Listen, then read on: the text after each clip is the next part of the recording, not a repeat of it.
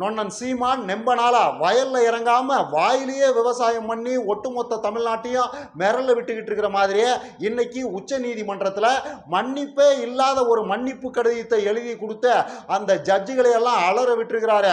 அவங்கெல்லாம் ஒரு மாதிரி மிரண்டு போயிட்டாங்கன்னா பார்த்துங்களேன். யார் சாமி இவரு? எங்களுக்கே இவரை நேரில் பார்க்கணும் போல இருக்குது. யார் இவரு? நாடி நரம்பெல்லாம் பித்தலாட்ட வெறி ஊறி போன ஒருத்தரால தான் இப்படிப்பட்ட மன்னிப்பே இல்லாத மன்னிப்பு கடிதத்தெல்லாம் எழுத முடியும்னு அவங்கெல்லாம் ஒரு மாதிரி மிரண்டு போய் பேசியிருக்கிறாங்க. கூடுதலா நொண்ணனுக்கு அவங்க சில மிரட்டல்களையும் விட்டுருக்கிறாங்க. இப்படியெல்லாம் தொடர்ச்சியா பித்தலாட்டம் பண்ணிட்டு தெரிஞ்சிங்கன்னா அப்புறம் நாங்க செய்ய வேண்டியதை செய்ய வேண்டி வரும் பார்த்துங்க. அது உங்களுக்கு நெம்ப அசிங்கமா போயிரும் பார்த்துங்கன்னு சில பல மிரட்டல்களையும் விடுத்திருக்கிறாங்க. இதை தாண்டி இன்னும் சில சுவாரஸ்யமான விஷயங்கள்லாம் இன்னைக்கு சுப்ரீம் கோர்ட்ல நடந்திருக்குது. அதுல இருக்கிற இன்ட்ரெஸ்டிங்கான மேட்டர்களை பார்க்கறதுக்கு முன்னாடியே நொண்ணை இன்னைக்கு ஒரு பிரஸ் மீட் வச்சிருக்கிறாரு. அதுல இவருக்கும் விஜயலட்சுமிக்கு இருக்கிற பஞ்சாயத்து சம்பந்தமா சில இன்ட்ரெஸ்டிங்கான விஷயங்களை சொல்லியிருக்கிறாரு. அதுக்கு வெளியிலையும் விஜய் அண்ணாவை வம்படியா இழுத்து சில இன்ட்ரெஸ்டிங்கான விஷயங்களை சொல்லியிருக்கிறாரு.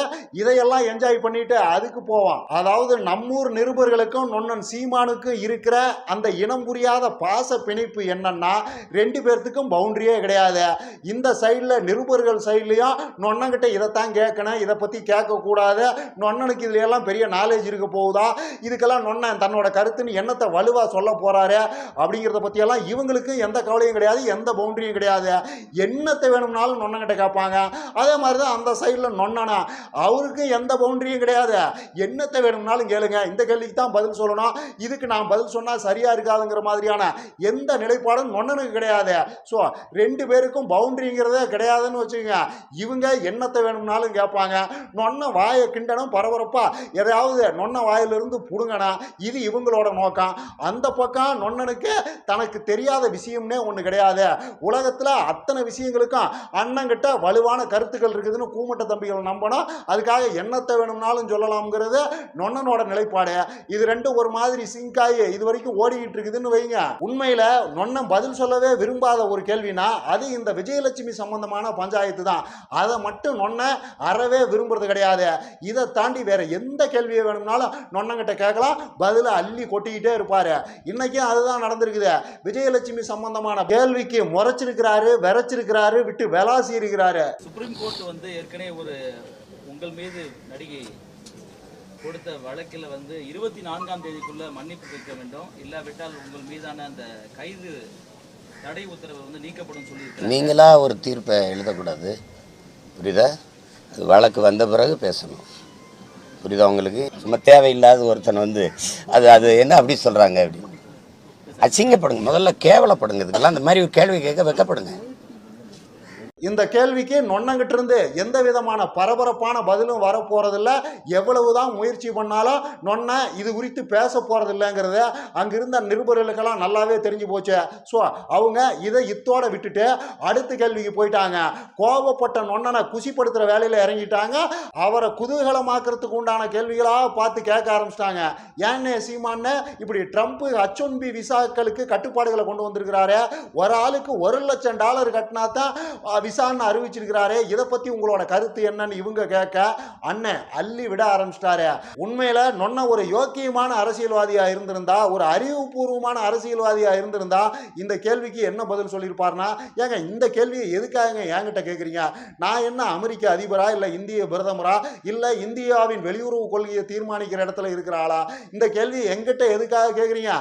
சம்பந்தப்பட்ட ஆட்கள்கிட்ட போய் கேளுங்க, இந்தியாவின் பிரதமர்கிட்ட கேளுங்க, வெளியுறவுத்துறை அமைச்சர்கிட்ட கேளுங்க, சம்பந்தப்பட்ட ஆள்கிட்ட கேளுங்க. என்கிட்ட எதுக்காக கேட்குறீங்கன்னு ரொம்ப சிம்பிளா இந்த கேள்விக்கு பதில் சொல்லிட்டு நழுவி போயிருப்பாங்க. இல்லைன்னா இதையே ஒரு அரசியலாக்கி அரசியல் ஆயுதமாக்கி பிஜேபியை குத்தி கிழிச்சிருப்பாங்க. பாருங்க, இந்தியாவில் வெளியுறவுத்துறைன்னு ஒன்று இருக்குதா, அதெல்லாம் செயல்படுதா, மோடிக்கு என்ன பில்டப் கொடுக்குறாங்க, விஸ்வகுருன்னு ஊதி தள்ளுறாங்க. ட்ரம்போட பெஸ்ட் ஃப்ரெண்டே மோடி தான் உருட்டுன்னு உருட்டுனாங்க.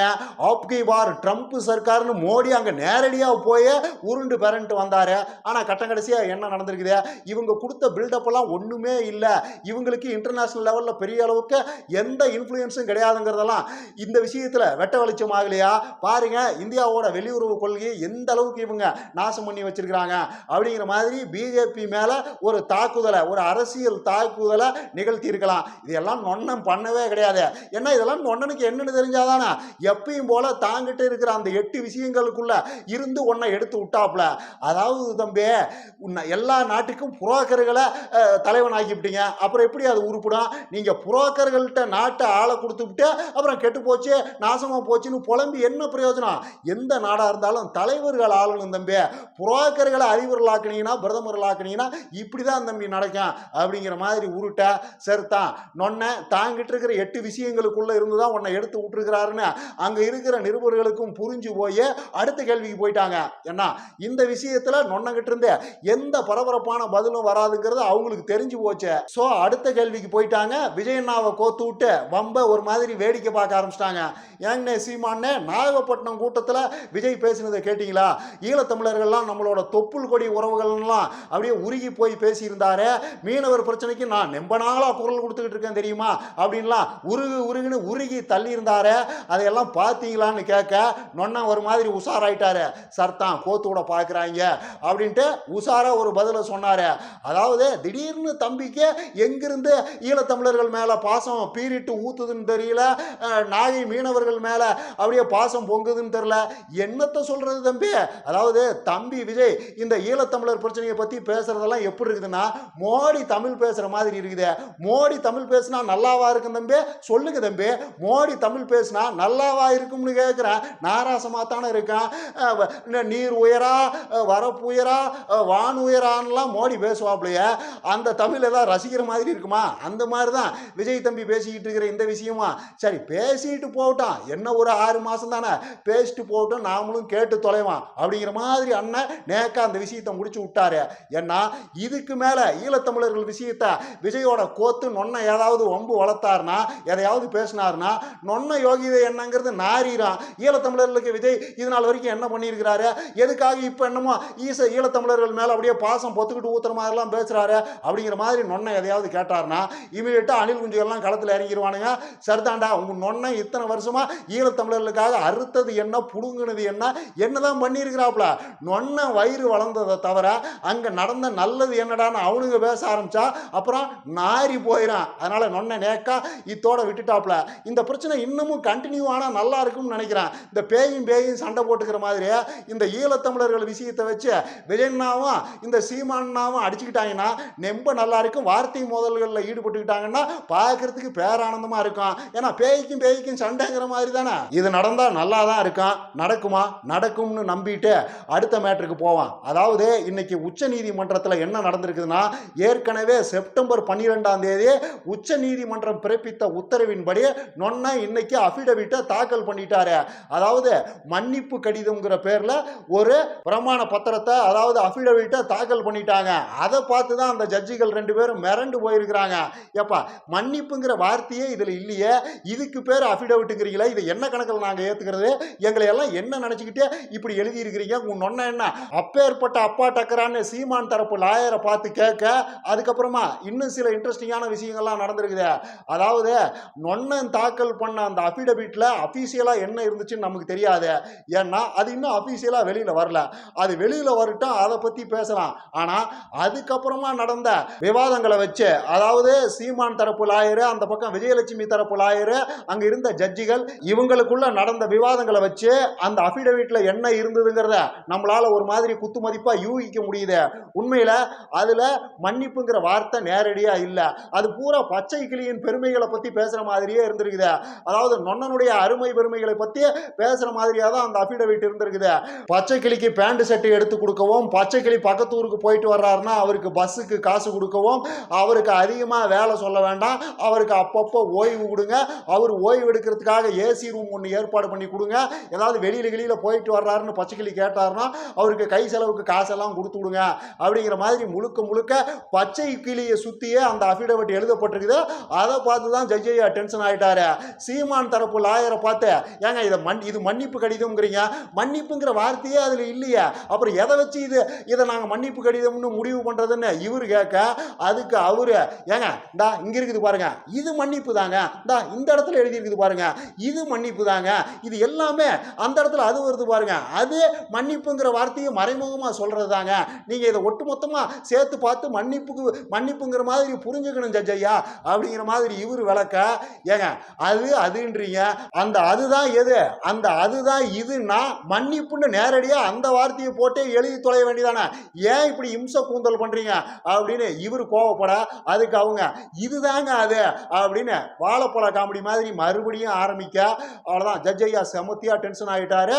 நொன்னனுக்கு சில வாணிகளை கொடுத்துருக்கிறாரு. இதுல இருக்கிற இன்னொரு கூடுதல் தகவல் என்னன்னா, சீமான் தரப்புல இருந்து சில கோரிக்கைகள் முன்வைக்கப்பட்டிருக்குது.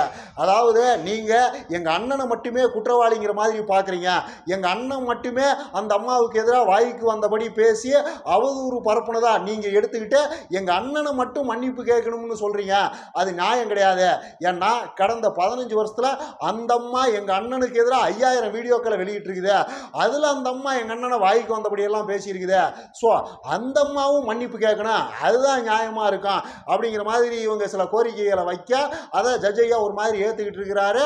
கடைசியா என்ன சொல்லி இருக்கிறாருன்னா, நீங்களா பேசி ஒரு முடிவுக்கு வர பாருங்க, உங்களுக்குள்ள பரஸ்பரம் மன்னிப்புகளை கேட்டு இந்த பிரச்சனையை முடிவுக்கு கொண்டு வர்றதுக்கு முயற்சி பண்ணுங்க, அதுக்கு 2 வாரம் டைம் கொடுக்குறோம், அது வரைக்கும் யாரும் எந்த மீடியாட்டையும் பேசக்கூடாது, நொன்னனும் எந்த மீடியாட்டையும் இதை பற்றி பேசக்கூடாது, அந்த அம்மா விஜயலட்சுமியும் இது சம்பந்தமா எந்த பேட்டியோ இல்லை என்ன பிற விஷயங்களையோ பண்ணக்கூடாது அப்படின்னு ஸ்ட்ரிக்டா கண்டிஷனை போட்டு இந்த விஷயத்தை 2 வாரங்களுக்கு தள்ளி வச்சிருக்கிறாங்க. இதுக்கப்புறம் நொன்ன என்ன பண்ண போறாருங்கிறது தான் இதுல இப்போதைக்கு இருக்கிற இன்ட்ரெஸ்டிங்கான கேள்வி. ஏன்னா இனிமேல்லாம் இப்படி மன்னிப்பே இல்லாத மன்னிப்பு கடிதத்தை எல்லாம் எழுத முடியாது, அவங்க அதையெல்லாம் தெளிவா சொல்லிட்டாங்க. இப்படி எல்லாம் கசகசன்னு பேசிக்கிட்டு இருந்தீங்கன்னா வேற மாதிரி ஆயிரும் பார்த்துக்கங்கன்னு நேரடியாகவே அவங்க மிரட்டலே விடுத்துட்டாங்க. கடைசியாக என்ன சொல்லியிருக்கிறாங்கன்னா, இப்படியே நீங்கள் பண்ணிக்கிட்டு இருந்தீங்கன்னா உங்கள் 2 பேர்த்தையும் நேரடியாக கோர்ட்டுக்கு வர வச்சு நாங்களே விசாரணை பண்ண வேண்டி வரோம் அப்படிங்கிற வார்னிங் எல்லாம் கொடுத்துருக்குறாங்க. ஸோ நொன்னை மேற்கொண்டு எப்படி உருட்ட போகிறாரு, கூமட்ட தம்பிகளையெல்லாம் என்ன சொல்லி கன்வின்ஸ் பண்ண போகிறாரு, அங்கே மன்னிப்பை கேட்டுட்டு வந்து இங்கே மண்டியிடாத மானம் வீழ்ந்து விடாத வீரம்னெல்லாம் எப்படி உருட்ட போகிறாருங்கிறதெல்லாம் இதில் இருக்கிற ரொம்ப இன்ட்ரெஸ்டிங்கான விஷயம். 2 வாரம் தானே, வெயிட் பண்ணி பார்த்துருவோம். மண்டியிடாத மானமும் வீழ்ந்து விடாத வீரமும் இதை எப்படி தான் எதிர்கொள்ளுதுன்னு பார்த்துருவோங்கிறேன். இன்னும் நிறைய பேசலாம். லைக் பண்ணுங்க, ஷேர் பண்ணுங்க, கமெண்ட் பண்ணுங்க, மறக்காம சப்ஸ்கிரைப் பண்ணிடுங்க.